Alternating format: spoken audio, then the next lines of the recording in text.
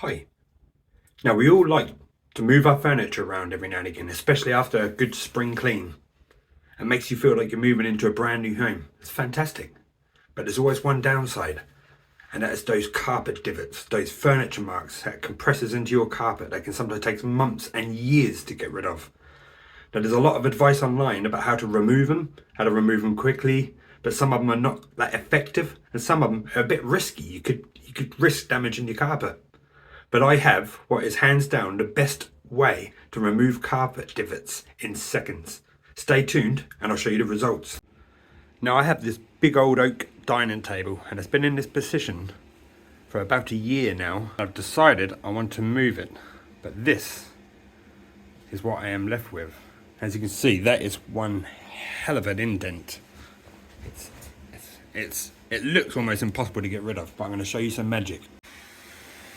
My secret weapon is the wallpaper steamer. We're literally going to place it on a divot and hold it there for about a minute.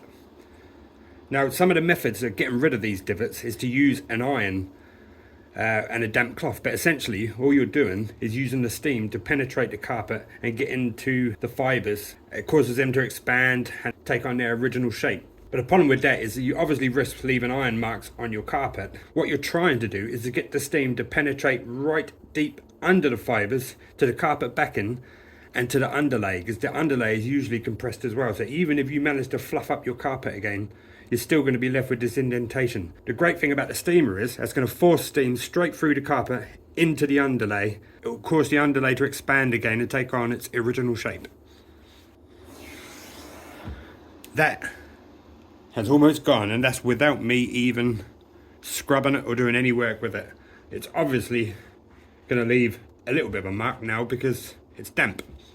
We just forced a whole load of steam into the carpet. But as you can see already, it's gone. Even the underlay, I can feel there's no indentation there whatsoever. It's completely gone.